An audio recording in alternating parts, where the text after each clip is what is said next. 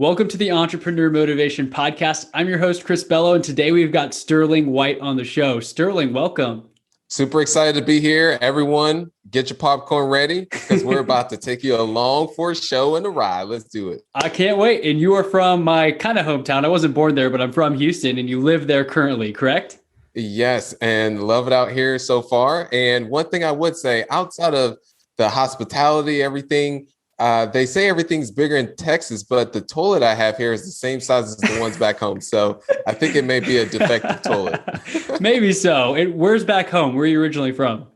From Indianapolis, Indiana. Okay, cool. Yeah, everything's bigger in Houston, but sometimes, or bigger in Texas, sometimes the toilets are the same size. That's too funny. So tell us a little bit about yourself, Sterling. What are you up to now? What's your journey look like? And maybe did you know that you wanted to get into real estate? Spoiler alert.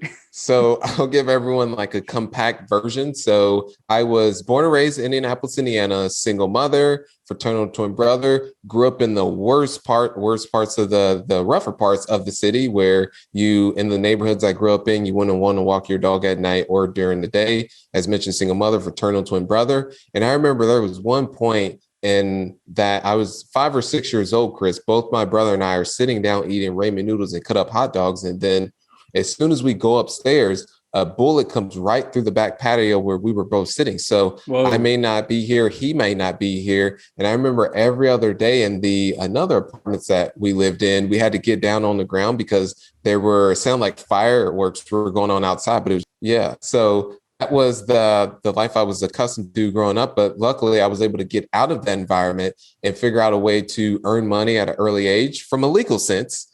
Because there was tons of illegal activity going on around, and then got started in real estate on the construction side while I was in early college days. And then shortly after that, I saw the utmost wealthy and rich did not get that way by being laborers, because that's what I was, and started buying single families, bought first deal, no money out of pocket, scaled to 150 single families, and then started buying multifamily in 2017 and scale portfolio of just over 500 units. So that's the compact version. Of course, there's quite a bit to unpack in there.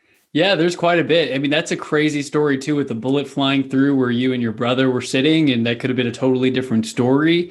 And I'm glad that you threw that little disclaimer, like, hey, I found ways to make money legally, of course, because you're probably surrounded by people doing not the best activities and, dealing in stuff, drug dealing and stuff like that. So thank you for sharing that part of your story. I mean, that's an amazing hurdle to overcome, because I always talk about this with myself and a lot of the listeners.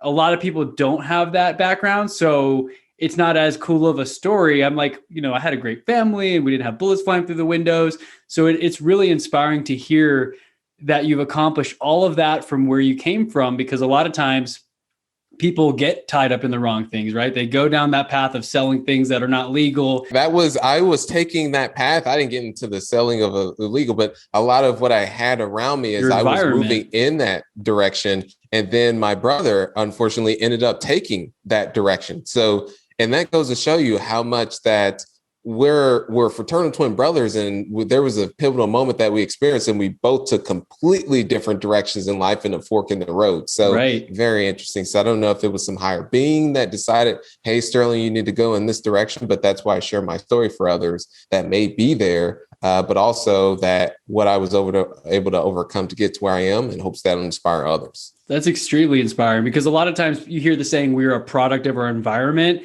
And when you're surrounded by stuff like that, even whether it's negative coworkers or just a toxic work environment, it's very difficult to resist that, right? I mean, I had plenty of friends that they went down the wrong path, and I always thought, no, I can hang out with them, I'll be different.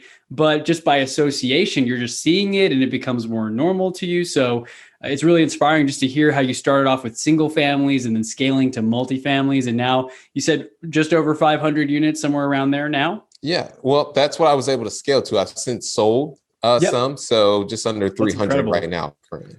Awesome. And when did you move to Houston? Like, you're investing all across the nation currently, or in certain pockets? More so the Midwest. So Indiana, Ohio, as well as Kentucky, and then now here in Houston. And I moved here right after the storm. I completely lost track of time. I don't even know what day time flies. Yeah, COVID has that effect where you're like day 500 of the 2-week. Yeah, I didn't, and I don't want to date this podcast, but there was a recent holiday that we had, And I didn't know until Friday when someone on our team said, "Hey, what about Monday's a this?" holiday. Yeah, exactly. I was like, "Oh, okay, that's so I didn't even know." I feel you too. I think when you get to the entrepreneurship route, I mean, you never really have, Monday through Friday, 9 to 5. It's like what needs Exactly. to get done. And I mean, this is a testament to the fact that we're talking right now. It's past 5 p.m. over there in Houston. Most people are clocking out and going home for the day. And you're like, no, I still got stuff to take care of. Yeah, it never turns off, and it's a double-edged sword. Some people are fine going the W-2 because they can turn it on, turn it off, but then there's risk associated with that. Versus this Absolutely. is there's because I can go somewhere, and let's say Colombia, for instance, is that I don't have to go to a boss or anything. I just go, but while I'm there, I'm still working too. So it's Exactly. catch 22. Right. It is a catch 22. You have more freedom and flexibility, but sometimes it's like you got to answer that call or email at 9 p.m. when something's breaking in your business. But of course, hopefully you have systems and people in place where you're not Exactly. the one getting called anymore if a toilet breaks, right? It's like, okay, we've got maintenance staff, we've got a process for it. And so as you scale up, I'm sure you already know this, as many of the listeners hopefully are learning if they don't already know. If you don't have the assistants, you are the assistant, right? So I know you've got the whole team scaled out and built up. That's the way you get to that point. But yeah, let's talk a little bit about your journey. I mean, you started buying properties. Were you still working in that construction field and in the business? Like, did you have the day job and just take those funds and purchase properties? I know you said Yeah. no money down on the first deal. So I was shifting from construction, and then I was actually I had an Amazon business that I started where I was Okay. buying. This was when Frozen had came out, and I was buying those Elsa dolls on very low, and then selling them on. So anything I get so that's what I was doing as a way to cover my overhead. I was living in my friend's den, and then at the CrossFit gym that I was training at for a Guinness World Record. That's a whole nother conversation and story. But is that where that person that I met at that gym ended up being my mentor, and I partnered with them on that very first deal where they brought the cash as the purchase price as well as the rehab because I had negative funds in my bank account because I Right. was over withdrawing it and really just had enough to just take care of just my expenses. That's incredible. So you found a partner who's able to fund the purchase and the renovations. A lot of times people think, I don't have the money, I don't have the resources. Let me just wait until that point. So I love that you took the initiative and you found someone who could bridge that gap. You needed the funds and you partnered. That way you were able to do that first deal without waiting to have enough cash in the bank account. And this was one key thing that really helped because I've had limiting beliefs such as that when I've replaced those with more empowering ones. And I know still to this day, I have limiting beliefs that I still need to replace with more empowering ones. But is three key things that happened to me that I changed the trajectory of my life is early 20s at a college party, having a good time doing what college kids do. And then I ended up drifting away from the crowd and I'm in the middle of this boat or canoe, whatever the difference is between those, in the middle of this pond. And this beaming question comes down to me, Chris, asked me, Sterling, is this what you want to do with your life? And I answered back, no, this is not. Three key things I did was one, I cut off all my friends because they were not going where I wanted to go. Great people, but just Yep. not going where I wanted to go. Second was I cut out the news. Still to this day, I do not watch the news. It's going on 10 years or so now. And then the Love it. third is focused on mindset. I'm a huge proponent on mindset because if you don't think the right way and you have limiting beliefs, that'll keep you from doing things that you want to get through. Absolutely. I love that. I've cut off friends. I stopped watching the news. I figure if it's important enough, someone's going to post it on social media. And if like 10 people post about it that I respect, if idiots post about it, I kind of don't really pay attention. But if smart people that I respect that are where I want to be post something, I'm like, okay, let me take a look at what this is. And so how about for your mindset? How do you feed yourself? Do you invest in courses? I saw you interviewed Grant Cardone. I was listening to a little bit of that on your YouTube channel, which is really cool. And so I know that you invested in yourself to go to one of the boot camps that he offered. Several of his boot camps, but yeah, Absolutely, absolutely. So what kind of events are you investing in or mentorships? I'd love to learn a little bit more about how you started because it's always like pulling out the credit card for that first investment's tough, right? You got to so overcome that mindset too. So I first started out going the complete free route. One, that Yep. mentor is started working for them for completely free and whatever they needed in their business because I didn't have the cash at that time.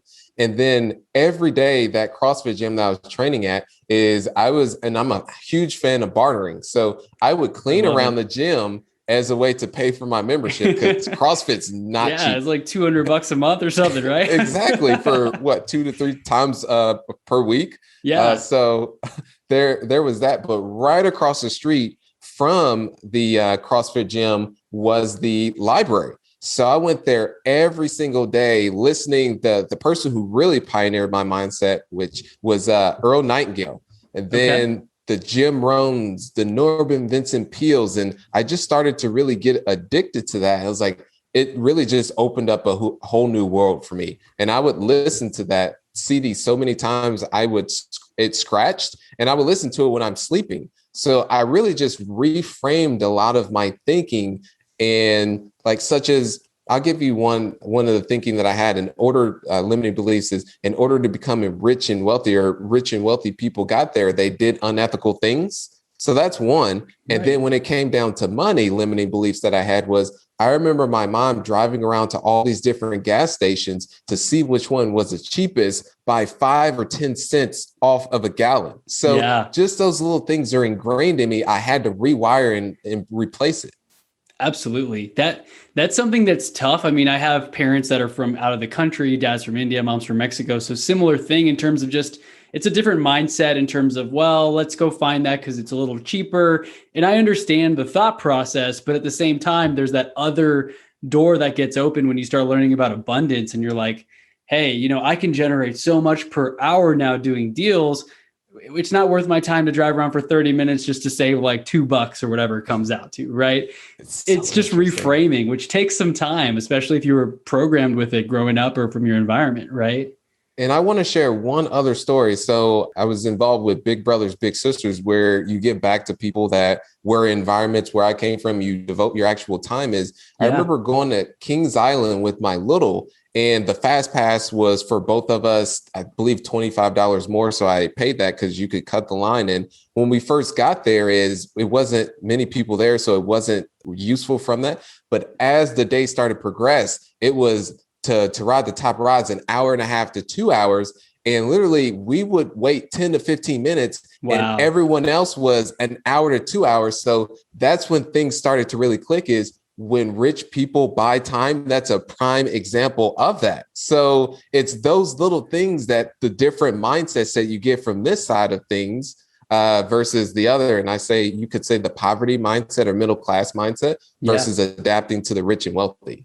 It's awesome. And whenever you surround yourself with those wealthy people, as I know you've done with mentorship and courses and just even from bartering bartering services, you start to see those things happen in terms of how do the wealthy operate and what do they do? And they buy themselves time back. Time is money. We all hear it, but it's hard to start practicing it, right? So I love that example. 10 minutes versus waiting in line for an hour and a half or 2 hours.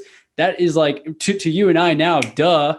But to somebody who's in that scarcity mindset, they're probably like, we'll save $50 if we both just do the slow route, the normal Exactly. route. That's 3 rides is what, 5 hours, 6 hours? You only ride three. You could ride everything like 20 times and be gone in 2 hours versus waiting there all day just to ride two rides. I mean, it's crazy. When you and I talk about it now, it's like, who in the right mind would do that? Why not just like $25? Or when people wait in line, I always love this example. When people wait in line for like a free Popeyes sandwich or something, and they're waiting in line for like 2 hours, dude, that's like $4. Just get it through the drive-through and like pay for it. How much is your time worth? Yeah, I remember way back when during the Super Bowl, this was when I was really young though, that for the Grand Slams, you could get a free Grand Slam, Is but you that had to Denny's wait or? yeah, it was at Denny's, and you had to wait Those are like awesome. 2.5, 3 hours. Now thinking of that, was it really worth saving $50? But I was Right. a kid, But so when it you're a wasn't, kid, you're like, dude, we don't have money. Like you get a little bit of allowance. We're not sure. We have a piggy bank. But now it's just, I mean, even working there at were like a older people grocery there store. that was there. Yeah. You're like, what are That was you? That's crazy to think, right? You're like, dang, they were doing what I did as a kid. I mean, as a kid, you didn't know any better, but like grown adults do that too.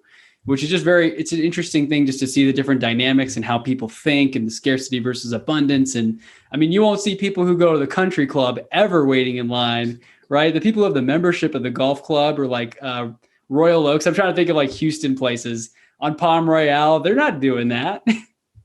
Oh, I'm still getting accustomed to Houston. So you're throwing things out there like it's not registering just yet. So Sterling, what's something that is your main focus right now in your business and in your personal life as you continue to scale up? Yeah, I would say at this moment is just finding great deals, which in today's environment is very tough. And I believe that just due to the economics of printing off of all this money, value of the dollar is going down, which is causing more dollars to buy real estate, which real estate is a hedge against. Exactly. So there's that, but yeah, just steadily taking the direct to owner approach to buy deals. And on a personal level, every single day working to get better than the day before. And that's when I wake up in the morning, first thing I do is meditate. Right after that, I think of all the things that I appreciate. And then right after that is I review my goals. So constantly every day, wake up, how can I be better than the day before? That's awesome. So you're starting off with gratitude, with silence and meditation, and then you're looking at your goals. A lot of people, they put their goals away, and then at the end of the year, they're like, oh, I forgot those were even my goals. No wonder they didn't accomplish them. But because you're reviewing them constantly, it makes your mind wonder in that day, you know, what am I going to do today to get closer to this goal? And then even the conversations that come up to you, right? Like, hey, this is a great opportunity. I should take this call. Or right now, that doesn't align with what I'm trying to do. Yeah. And I believe it just activates the reticular activation system, which in essence, I start to look and pull for things out in the universe, out in the world that'll get me to that. And that's exactly how I was able to find my first mentor, how I was working out with them at the CrossFit gym and never anticipated them being my mentor. But the fact is, I was transitioning from construction to single family home investing. I didn't have the money to find the deals. And I just happened to overhear a conversation that he had. But that's because I had my mind already expanded on that goal and then was able to pull the things into me in order to accomplish it. That's awesome. One quote that I really love is when the student is ready, the teacher appears, because the teacher's already there. Somebody's out there who knows what we want to know. But until we decide and make it a goal that that's what we want to do, we're not paying attention. We probably hear it, but it's just white noise in the background that we don't even listen to. But because it was on your radar, your reticular activating system, your ears perked up when you heard that and you're like, hey, let's talk a little bit about this. How can we work together? How can I have you as a mentor? Right. Exactly. Hit the nail on the head. That's awesome. So that's something that a lot of the people in my audience are working towards as well. Just dialing in a morning routine and getting very clear on their goals. Are you reviewing weekly goals or just your annual goals? And then you kind of set tasks for the day? Yeah, so it's a mixture of both. I do have my big picture goals that I do break down into monthly, and then on the weekly, reverse engineering that as well. So there's personal goals. There is for like a personal like fitness and mindset and all that. And then there's like income goals. And then everything's reverse engineered into, okay, what do I need to do today in order to get to that? How many calls do I need to make? How many contracts do I need to send? So it's all broken down like that. I love it. And I'm just curious because I use Excel to track all that kind of stuff for myself. Do you have a tool or CRM that you recommend for that? Or do you just do a spreadsheet or pen and paper?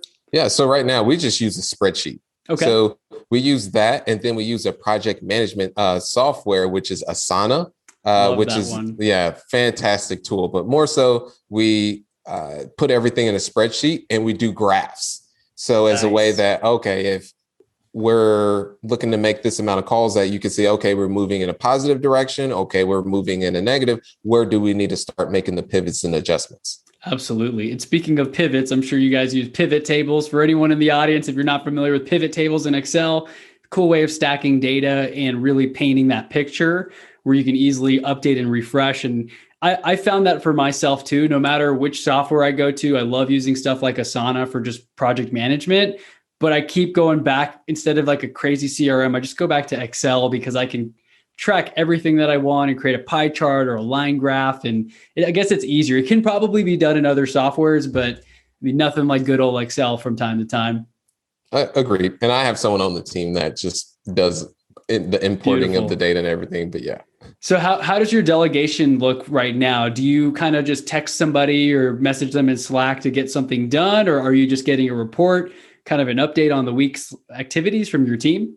Yeah, so I've worked to a point to push myself up to the highest value activities as much as possible. Of course, I Yeah. still get bogged down in the day to day, but more so, my focus is on the acquisitions and the marketing. Is Okay. putting myself out there, being on podcasts such as this. That's my big picture, highest value activities. And then on the acquisition side is have people on the team that are making all these calls and doing the outreach to all these owners to then set the appointment with me once someone has a sign of motivation. It's not, hey, yeah, I'd sell for the right price or give me an offer I can't refuse. Those don't get set. It's more of when someone actually has a problem to be solved. Absolutely. That's cool because I'm working on the same thing. I'm not quite on the multifamily level just yet. I'm more on that single family, talking straight to distressed or homeowners in a tough situation. And I love that you're not spending the time because when you're doing all the cold calling and sending all the direct mail yourself, you're tied there, you're working in the business instead of on it. And now for everyone listening in the audience, just listen to what Sterling said. He's focusing on the highest activities that he can possibly focus on, which right now I wrote it down for you: acquisitions and marketing, podcast interviews. I'm sure you contribute. I see you're a top Bigger Pockets contributor as well. Great real estate forum. That gives you a lot of credibility for anyone who's on there who's becoming a new investor. They could be a bird dog and find you a deal possibly. Like, hey, Sterling, I found this motivated seller, but I don't know what to do. Can you help me? Can we work on the deal together? Maybe you cut them a little assignment check or something when the deal closes. So that's the power of collaboration. Have you really leveraged collaboration a lot in this business and relationships? Oh, yeah, it's all about relationships. But one thing I want to go back to, Chris, that is vitally important because I was formerly doing all the calls and that was full time in itself among everything else I had to Right. do associated with Very the time business. consuming. Yeah. And so one thing for those of you who are just starting and you're not a position where you actually have to do that, which is understandable, is to document what you're doing. When I first started out, is I did document. I didn't have any scripts. I didn't have a whole follow-up sequence, all that in place. And it ended up being very difficult to scale. But one thing I've learned, and Chris has touched on this multiple times, is processes and systems. It's so important. And it's one of those things now that's I am a more systems and process driven person. Every time we execute something new and I have someone on the team, You create a process. Exactly. And that's actually in our onboarding that we're process driven. And people know on our team that I know when, let's say we do something new or let's say there's a pivot in one of the actual processes, they know that, oh, I've got to add this to the SOPs. For instance, Absolutely. which for those of you who are on here, it's standard operating procedures. But I'll tell you that will save you. It's one of those things that you're taking one step back to take 2 to 3 steps forward. It may seem like it's time consuming in the moment, but it's going to save you so much time in the future. I love that you touched on that point because, like you said right there, that last point that it seems like you're taking a step back. Like, oh man, I don't have the time to spend 6 hours putting this stuff together today, or it's going to slow me down. I'm too busy talking to sellers or going on appointments or whatever. But now you're stuck because you can never outsource it because you don't have that guide for somebody else. It's all up here in your head. You need to get it out. And I love that you're very process driven. I've become that way. And now I'm sure people do this with you. They're like, Chris, you're so freaking organized. Like, I've never seen anyone this organized. You've got Calendly and booking links and automation, but it all started just like you did, where I had everything in my head and I was just juggling 10 different plates or however, spinning the plates as the saying goes. And at some point you start to drop them and plates start to break and you can't do it all. Exactly. Right. You're going to hit a ceiling. Whereas if you just document it and then put it in someone else's hands who you can trust and just trust but verify, that's where the magic happens, where you just get a text, hey, we just closed this deal, or hey, you got an appointment tomorrow. Motivated seller, here's the information. And you're like, thank goodness I didn't have to cold call for 5 hours yesterday to lock that appointment in, right? Exactly. And it's came to a point now where each and everything, as I'm going through something new, I'll document as I'm going through it. And of course, you'll make iterations as you're further going through it and constantly revisiting it. But there was going to be one more thing I was going to touch on that. I forgot. But documenting. Yeah. I'm curious. I mean, when you're documenting, are you just putting it all out in a Google sheet or do you record your screen in Zoom? I put everything in Asana now. Okay, everything. I everything's in look to, Asana. Awesome. yeah, I put everything in that platform and remove it from migrating everything from Google Docs to put it in there. And what I was going to I'm mention, I sure want it'll to go come back to back. that other point. Yes. We were But talking yeah, about put process everything. flow and outsourcing and delegating and check-ins. I don't know. If it comes Oh, back, let me yes, know. yes. And what I was going to touch on is the key component, because, and this is how I was thinking when I first, in my earlier entrepreneurship days, was when really starting to build things and starting to scale, is I was like, oh, I don't want to have processes and systems because it'll be too rigid. I don't want to be like the big companies. Corporate. But yeah, exactly. But if you don't have that, is people will find a way to break things, unfortunately. And especially when you have the wrong people on your team, they still figure out a Yes. way to break bad processes. But when you have good people, if you don't have good processes in places, that it's difficult to expect someone to actually execute on certain things if they really don't have expectations. If you have someone who is really good, that's a different story. But Yeah. as you're scaling, you may not be able to have that ability. So that's why it's key to have everything already out and documented. That's such a good point you bring up, because you're right. I mean, if they don't know what they need to do, how can we even punish them? They might do something because they kind of made a judgment call since there was no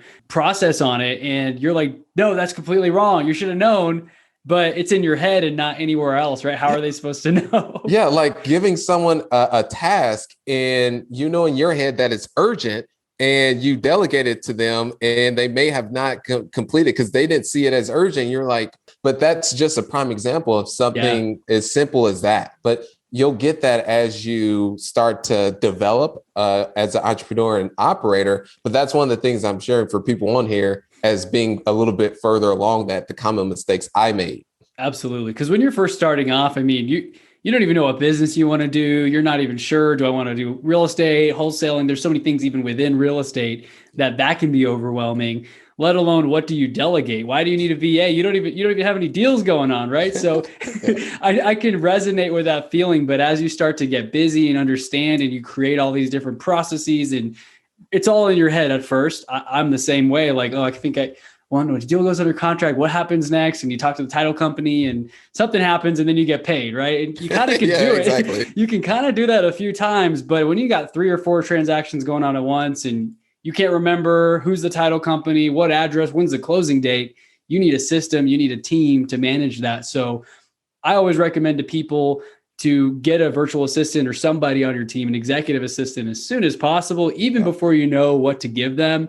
And you're going to figure it out. You're going to have a bunch of crap on your plate that you don't know if you need to do, and just start experimenting, right? Hand it off, let go of the reins.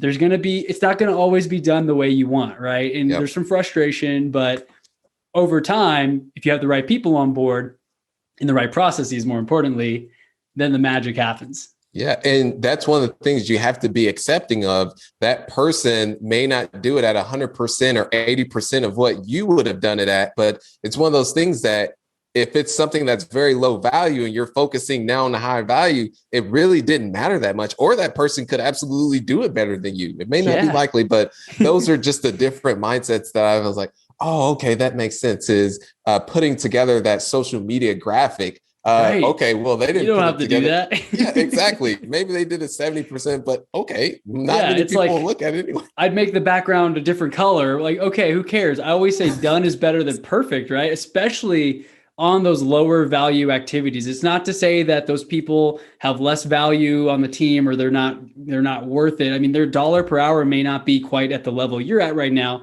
We're all on our own journey. But if you're sitting in there in Canva for 2 hours making a social media Exactly. post, like, dude, you should be talking to a seller and making that $50,000 assignment fee. Why are you messing around in Canva trying to make a post that's going to get like 15 likes probably? It doesn't matter.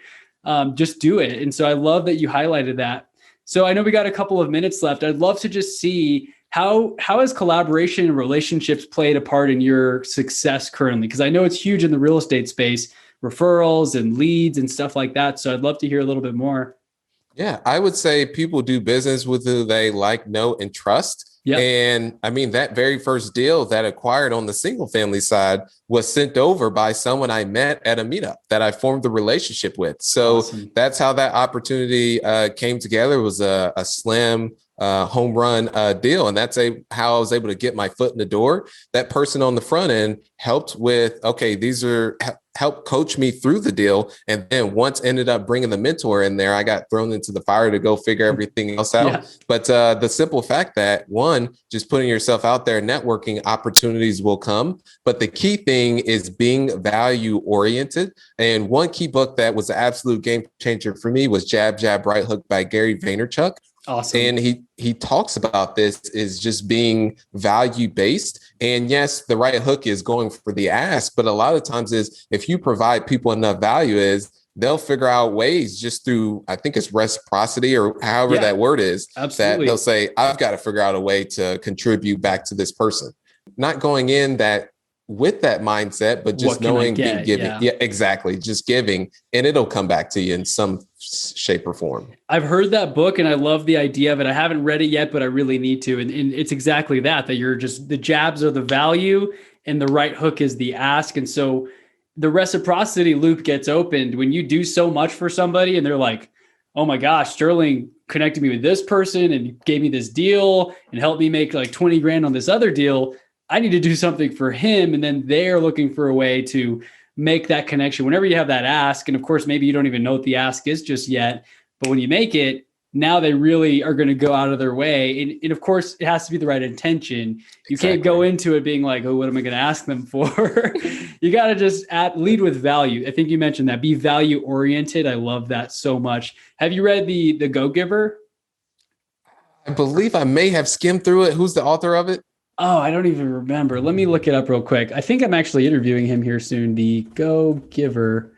The author is, I think it was like Bob Hale or something. Okay. It just seems, okay. It seems it's not ringing a bell. Possibly. I don't. I think they talk about it a lot on Wholesaling Inc. podcast, maybe Bigger Pockets. But the premise of the book is being like, instead of a go-getter where you're always trying to take and take and take, you're a go-giver where you're always giving, you're doing stuff that salespeople are like, why are you doing all that? You know, you're giving away all this stuff. You're giving away your secrets. You have a free guide.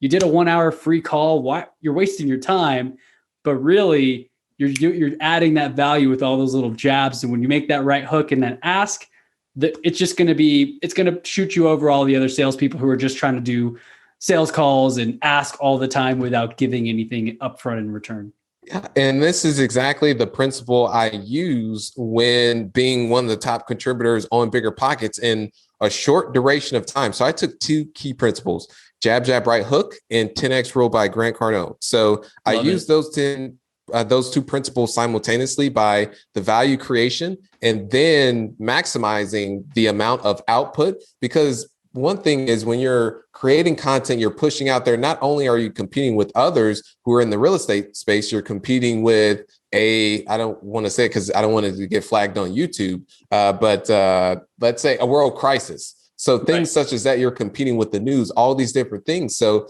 is one value into through the content, talking about case studies, the deals, how to put together a syndication, and then pushing out a lot of content. That way you can push through the noise. And then through that's also what led to opportunities with bringing on investors and being able to raise over $11.5 million on the equity side from the value-based content marketing side. That's awesome. Plus, you also establish yourself as an expert. When you become that top contributor and people upvote you, that's kind of like that social proof of, gosh, Sterling knows what he's talking about. And he's really out here putting in the work and adding, the value, putting in those reps, blog posts and contributions and comments and replying to questions, like all that stuff. It seems like it's a waste of time to people who don't ever do those things. They're like, why are you spending so much time? And like, what? It's hard to quantify too, which is the worst part, but I agree. Yep. You're like, I'm going to reply to 10 comments a day or whatever the numbers are. And I know it's going to pay off, right? It's that reciprocity loop that's going to pay off down the road. And of course, your success now and everything, the trajectory, it looks apparent like, oh, of course, Sterling's killing it. But when you were doing all those blog posts and replies, and you probably had those doubts of like, when is this going to pay off? When is this going to pay off? Over 200 articles, Chris. Not many people see all that behind the scenes, all those hours. They just see right now, and they're like, oh, exactly. I can get into this and raise 11 million. Okay, are you willing to do the work that Sterling did or that others have done, right? Yeah, and that's also why the social media age that we live in, people just see the highlights of everything. Right. And some of those may not be the actual real deal, but the cases when they are the real deal, the deal that I closed on 156 units, for instance, apartment is there was a lot of no's that led up to that point, and there was 11 years of a journey all the way up to that. But people just see, oh, he closed on a 156 Like, unit deal. man, I could do that. Like, look, maybe I could do that the next 6 months. It's like, maybe, Exactly. but dude, you got to do the reps. Start with the single family, do a couple like duplexes and scale up, get around other mentors. And so I love your journey. It's not an overnight success. It's a culmination, a combination of all of the experiences that you've had so far. So is there anything that you'd like to add to the audience that we skipped over? I know you do have another appointment coming up here in a few minutes, so I just want to be respectful of your time. I would say that for those of you just thinking of the alternative is I know there's people in here that are looking to just get started, or you may have some limiting beliefs, or you're currently an analysis paralysis. But let's say it's 50, 60 years away from now, you're on your deathbed. I know I'm taking it way into the future, but you're looking back is, And do you want hopefully, to, because tomorrow could be yes, the last day for all we know. I always tell people, yeah, touche. do it today. Yeah, touche. Well, Chris, you just threw a wrench in everything, Well, I'm but sorry, I'm just 50 to kidding. 60 years from now, knock on wood. Yes. And If you're 90 years old, maybe medical technologies will help, but exactly. Sorry. So Go on. in this case is that do you want to look back and say, okay, I regret listening to Chris's podcast with Sterling or all of Chris's material and hearing all these stories and just never taking action to be able to get to have the financial freedom, do whatever I want with whoever I want, when I want? Or do you want to be on that deathbed and say, man, I lived the life that I wanted to live. My family now has the freedom that I was able to build through my journey. So those are all the different things. Is how do you want your story to end at the end of the day? Is do you want to be a hero, or do you want to have a story that it just is a modest one, and then at the end on Rotten Tomatoes you get a 3 out of 10 or a 2 out of 10? They're harsh on those things, man. They are pretty harsh. I'm like, hey, I kind of like that movie. You really gave it a 3 out of 10. And I think it's IMPD or IMDb. IMDb or something, or BD. Yeah. I don't know. I know what you're talking about. Yeah, we want to make sure on our deathbed that we actually did the things that we love to do. And I love how you have that purpose. It's not just about us. It's about our families and giving them that freedom and flexibility where they can choose to carry on your business and your legacy if they want to, or go to college if they want to, whatever it is that they want to do, and not have to be stuck in that corporate grind just without another way. And so you're showing people that there is that other way. And I really appreciate that message, Sterling. I really enjoyed our call today. And also inspiring others too. So Absolutely. the environment that I came from is I remember living there. I did not know that literally there was a way out of that. I thought that's how people live. Yeah. And the fact that just using my story and people on here that may have a similar upbringing or whatever challenge that you've gone through is how far you go is you can reach back to that person, or they'll somehow come across your story and say, wow, that person did that. I'm in a very similar situation. Exactly. So it's so many different ways in which you can use fuel. And it depends on what stage in life where you pull the different fuels and purpose from. But if you have that big picture, and I tell everyone on here, as long as you don't give up, you will not fail. I love that. You only fail if you quit, really. I mean, if you keep on going, you're going to succeed eventually. So, Sterling, where can our audience go to learn more about you, to connect with you, check out your YouTube channel and all of that stuff? Yeah. So first you can find me on Instagram, which is Sterling White Official. One more time, that is Sterling White Official. You can slide into the DM, which is direct message for those of you on here with any questions. And then also my website is sonderinvestmentgroup.com. That is SONDER investmentgroup.com. Awesome. I will link all of that up in the show notes. And Sterling, thank you once again for your time. Really enjoyed it. Very inspirational story. And like you mentioned, if anyone listening right now has had those struggles or is struggling currently, you can do it. Just keep pushing through. You only lose if you quit. You only fail if you quit. Exactly. There we go. They'll get it. Awesome. Have a great one, everyone. Thank you, Sterling. We'll talk soon, man.